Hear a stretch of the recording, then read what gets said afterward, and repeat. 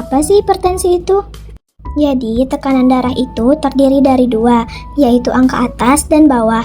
Angka tekanan darah normal berkisar di 120 sampai 80. Angka atas disebut sistolik, artinya kadar tekanan darah saat jantung sedang memompa darah, dan angka bawah disebut diastolik, artinya kadar tekanan darah saat jantung dalam keadaan istirahat. Jika angkanya lebih tinggi dari nilai normal, berarti itu hipertensi. Jadi, hipertensi merupakan kondisi di mana tekanan darah sistolik dan diastolik meningkat secara signifikan di atas batas normal. Kondisi ini terjadi ketika tekanan darah sistolik mencapai 140 mmHg atau lebih, dan atau tekanan diastolik melebihi 90 mmHg. Hipertensi dapat berkembang secara perlahan-lahan atau tiba-tiba, tergantung pada berbagai faktor. Gejala-gejala yang dapat ditimbulkan dari hipertensi diantaranya adalah sakit kepala, gelisah, penglihatan kabur, nyeri dada, mudah lelah, dan jantung berdebar. Lalu, faktor-faktor penyebab terjadinya hipertensi terbagi menjadi dua. Yang pertama adalah faktor yang melekat, terdiri dari usia, genetik, serta jenis kelamin. Faktor yang kedua disebabkan perilaku yang tidak sehat, di antaranya adalah makan siap saji atau berlemak, mengonsumsi alkohol, mengonsumsi garam berlebih, kurangnya aktivitas fisik, stres, berat badan berlebih, dan merokok. Pada tekanan darah normal, jantung memompa darah melalui dua fase utama, yaitu sistol dan diastol. Pada fase sistol, ventrikel jantung berkontraksi, memompa darah keluar ke arteri besar seperti aorta sehingga menghasilkan tekanan sistolik, yaitu tekanan tertinggi dalam siklus jantung. Pada fase sistol, ventrikel relaksasi untuk mengisi ulang darah dari atrium, menciptakan tekanan diastolik, yaitu tekanan terendah dalam siklus tersebut. Tekanan darah dipengaruhi oleh volume darah yang dipompa oleh jantung atau curah jantung dan resistensi pembuluh darah. Elastisitas arteri membantu meredam fluktuasi tekanan darah selama siklus ini. Peranan sistem saraf otonom. Sistem saraf otonom bertugas untuk mengatur fungsi tubuh yang bekerja secara otomatis, termasuk pengaturan tekanan darah. Sistem ini terdiri dari dua komponen utama, yaitu saraf simpatik dan saraf parasimpatik, yang bekerja secara berlawanan untuk menjaga keseimbangan. Nah, yang pertama adalah saraf simpatik. Saat tekanan darah menurun, saraf simpatik diaktifkan untuk meningkatkan tekanan darah. Aktivasi ini memicu pelepasan noradrenalin atau neurotransmitter yang merangsang reseptor di jantung dan pembuluh darah. Nah, efeknya pada jantung, noradrenalin meningkatkan denyut jantung atau takikardia dan kekuatan kontraksi jantung, sehingga volume darah yang dipompa meningkat.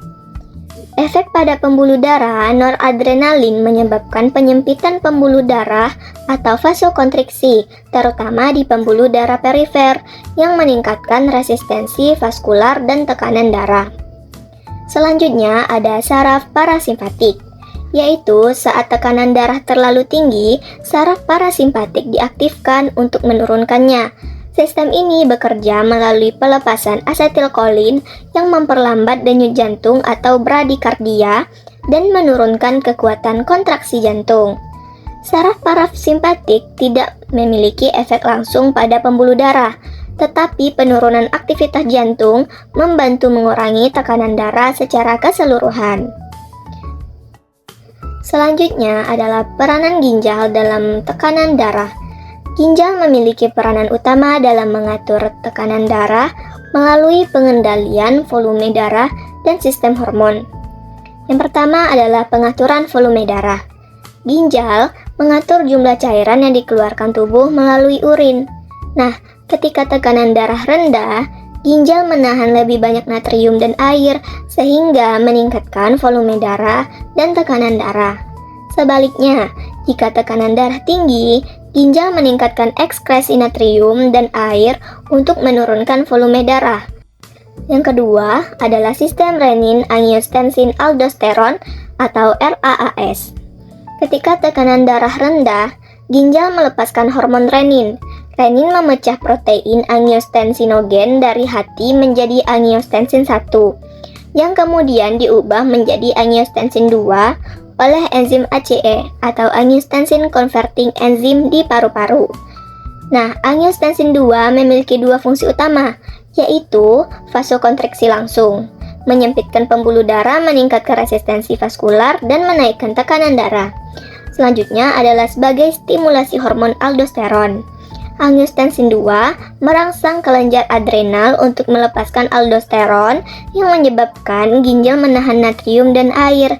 Ini meningkatkan volume darah, sehingga menaikkan tekanan darah. Lalu bagaimana sih perjalanan dari penyakit hipertensi ini? Mari kita simak video berikut ini. Kolesterol, lemak, dan kalsium dalam darah dapat membentuk timbunan yang disebut plak di dinding arteri. Pembuluh darah yang kaku dan sempit karena terjadinya penebalan pada dinding pembuluh darah diibaratkan seperti selang air. Jika tertutup, maka tekanan airnya pasti akan meningkat. Nah, sama halnya seperti pembuluh darah. Jika menyempit dan kaku, maka tekanan darah akan meningkat. Jika tekanan darah tinggi, artinya jantung jadi harus bekerja lebih keras untuk dapat mengalirkan darah ke seluruh tubuh. Jika plak terbentuk di arteri, sel darah bisa menempel di sana dan membentuk gumpalan. Gumpalan ini dapat menyumbat aliran darah, sehingga darah yang kaya oksigen tidak bisa sampai ke jantung.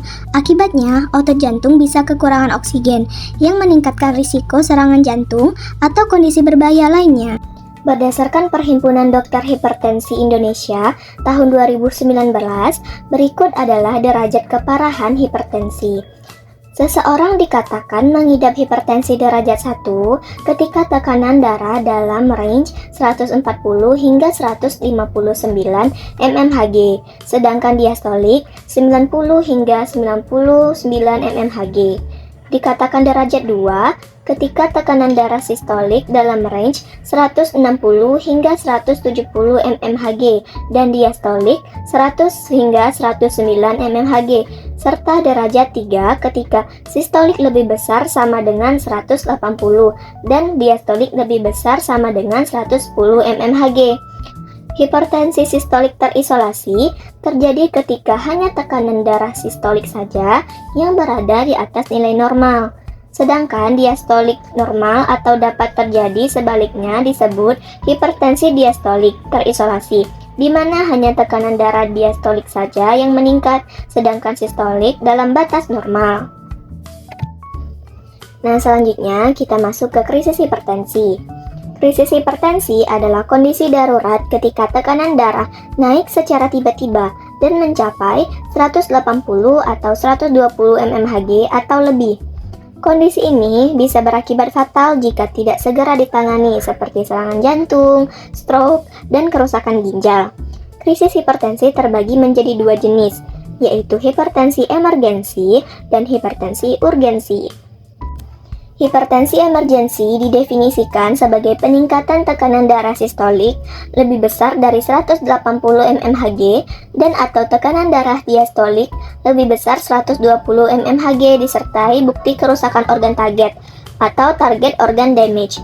Sedangkan hipertensi urgensi adalah peningkatan tekanan darah sistolik lebih besar dari 180 mmHg dan atau tekanan darah diastolik lebih besar dari 120 mmHg tanpa disertai kerusakan organ target. Organ target yang dimaksud meliputi jantung, otak, ginjal, mata, dan pembuluh darah. Orang yang mengidap hipertensi umumnya tak memiliki gejala. Oleh karena itu, hipertensi sering disebut sebagai a silent killer. Biasanya, gejala atau keluhan akibat hipertensi baru muncul ketika tekanan darah sudah sangat tinggi atau hipertensi sudah menimbulkan komplikasi. Nah, apa saja sih penyakit komplikasi hipertensi yang bisa disebabkan akibat hipertensi yang tidak terkontrol? Yang pertama adalah gangguan jantung. Saat terjadi tekanan darah yang tinggi secara terus-menerus, dinding pembuluh darah akan rusak perlahan-lahan. Kerusakan ini dapat mempermudah kolesterol untuk melekat pada dinding pembuluh darah. Semakin banyak penumpukan kolesterol, diameter pembuluh darah semakin kecil. Hal ini akan membuatnya lebih mudah tersumbat. Penyumbatan yang terjadi di pembuluh darah jantung dapat menyebabkan serangan jantung dan berisiko mengancam nyawa. Selain itu, pembuluh darah yang menyempit juga akan memperberat kerja jantung. Apabila kondisi ini tidak segera diobati, jantung yang terus bekerja keras dapat berujung kelelahan dan akhirnya lemah. Yang kedua adalah stroke. Kerusakan pembuluh darah pada jantung juga dapat terjadi pada bagian otak. Keadaan ini dapat menyebabkan penyumbatan yang disebut dengan stroke. Tingkat kelangsungan hidup dan keparahan gejala stroke yang ditimbulkan tergantung dari seberapa cepat penderita mendapatkan pertolongan. Tekanan darah tinggi juga diketahui berhubung dengan demensia dan penurunan tingkat kognitif. Yang ketiga adalah emboli paru. Selain pada otak dan jantung, pembuluh darah pada paru-paru juga dapat rusak dan tersumbat akibat tekanan darah tinggi yang tidak terkendali. Apabila arteri yang membawa darah ke paru-paru tersumbat, maka akan terjadi emboli paru. Yang keempat adalah gangguan ginjal. Tekanan darah yang tinggi dapat merusak pembuluh darah di ginjal. Lama-kelamaan, kondisi ini membuat ginjal tidak dapat melakukan tugasnya dengan baik dan dapat berujung menjadi gagal ginjal. Orang dengan gagal ginjal tidak dapat memiliki kemampuan membuang limbah dari tubuh, sehingga membutuhkan tindakan cuci darah, bahkan sampai transplantasi ginjal. Yang kelima adalah kerusakan pada mata. Tekanan darah tinggi dapat menyebabkan lapisan jaringan retina menebal. Padahal lapisan ini berfungsi mengubah cahaya menjadi sinyal saraf yang kemudian diartikan oleh otak. Akibat hipertensi, pembuluh darah ke arah retina juga akan menyempit. Kondisi ini dapat mengakibatkan pembengkakan retina dan penekanan saraf optik, sehingga akhirnya terjadi gangguan penglihatan bahkan kebutaan. Ada beberapa cara untuk mencegah hipertensi sehingga tekanan darah tinggi dan berbagai komplikasi kesehatan yang dapat ditimbulkan pun tidak akan terjadi.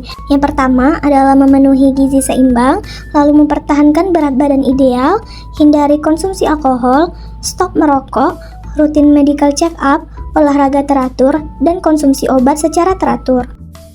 Lalu selanjutnya kita akan masuk ke golongan obat antihipertensi. Nah, obat antihipertensi itu apa sih? Jadi, obat antihipertensi adalah kelompok obat yang digunakan untuk menurunkan tekanan darah tinggi atau hipertensi. Nah, obat ini bekerja melalui berbagai mekanisme untuk mengontrol tekanan darah dan mencegah komplikasi seperti penyakit jantung, stroke, dan kerusakan ginjal. Adapun golongan-golongan obat ini terdiri dari yang pertama yaitu obat diuretik, di mana obat ini membantu tubuh mengeluarkan kelebihan cairan dan garam melalui urin. Nah, contoh obatnya yaitu furosemid, hidroklortiazid, dan spironolakton. Yang kedua ada penghambat beta atau beta blocker, di mana obat ini mengurangi denyut jantung dan tekanan darah. Contohnya ada atenolol, bisoprolol, dan metoprolol. Yang ketiga yaitu penghambat kanal kalsium atau calcium channel blocker, di mana obat ini mengendurkan pembuluh darah dengan menghambat aliran kalsium ke darah sel otot pembuluh darah. Nah, yang ketiga itu ada penghambat kanal kalsium atau calcium channel blocker, di mana obat ini mengendurkan pembuluh darah dengan menghambat aliran kalsium ke dalam sel otot pembuluh darah. Nah, contoh obatnya yaitu ada amlodipin, nifedipin, dan verapamil. Yang keempat ada penghambat ACE atau angiotensin converting enzyme inhibitor, di mana obat ini menghambat pembentukan angiotensin 2 yang menyebabkan penyempitan pembuluh darah. Nah, contoh obatnya yaitu ada enalapril, lisinopril, dan captopril. Yang kelima ada obat golongan ARB atau angiotensin receptor blocker, di mana obat ini bekerja dengan mencegah angiotensin 2 berikatan dengan reseptornya sehingga pembuluh darah tetap rileks. Contohnya itu ada losartan, valsartan, dan telmisartan. Yang keenam itu ada penghambat alfa atau alpha blocker, di mana obat ini mengendurkan otot di pembuluh darah sehingga darah mengalir lebih mudah. Contohnya itu ada doxazozin, prazozin. Yang ketujuh itu ada vasodilator langsung. Obat ini bekerja dengan mengendurkan otot di dinding pembuluh darah langsung. Contohnya itu ada hidralazin dan minoxidil. Yang kedelapan ada centrally acting agent, di mana obat ini mengurangi aktivitas saraf pusat yang meningkatkan tekanan darah. Contohnya itu ada metildopa dan klonidin. Penggunaan obat antihipertensi ini harus sesuai dengan resep dokter, karena pemilihan obat tergantung pada kondisi kesehatan pasien dan penyebab hipertensi.